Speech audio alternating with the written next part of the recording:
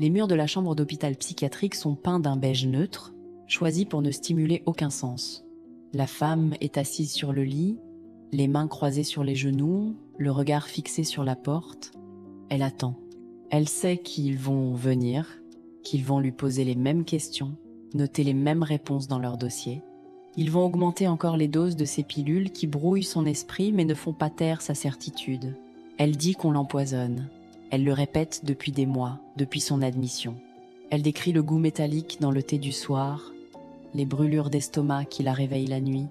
Elle montre les lignes blanches qui apparaissent sur ses ongles. Elle montre ses mains au médecin. Personne ne regarde vraiment. Le diagnostic est tombé rapidement. Paranoïa sévère, délire de persécution conjugale. Le mari est venu les premiers jours, le visage défait. Il a expliqué qu'elle avait toujours été fragile.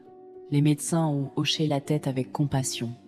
Ils ont vu un homme dévoué, épuisé, qui méritait du soutien, pas des accusations.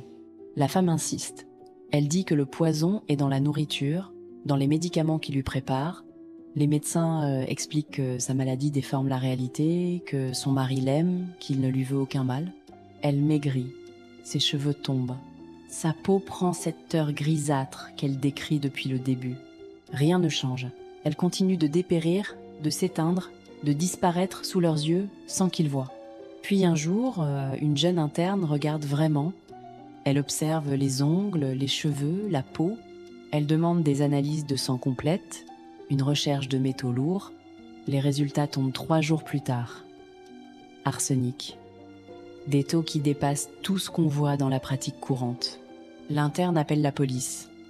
Le mari est arrêté. Il nie, bien sûr. Mais les chiffres ne mentent pas. La femme est transférée dans un service de médecine générale.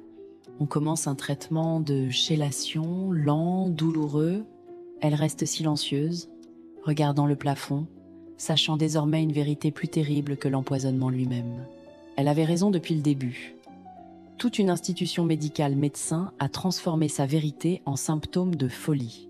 Ils l'ont enfermée, droguée, réduite au silence pendant que le poison continuait son travail. Elle guérit physiquement. Le poison est éliminé, son corps se répare, ses cheveux repoussent. Elle sait maintenant que la réalité peut être niée par ceux-là même qui prétendent la protéger. Elle sort de l'hôpital des mois plus tard. Elle ne retourne pas chez elle. Elle commence une nouvelle vie, ailleurs. Elle se tait. Parce qu'elle a appris la leçon la plus cruelle. Parfois, la seule façon de survivre est de la garder sa vérité pour soi. Même quand ce monde vous empoisonne, merci d'avoir partagé ce cauchemar.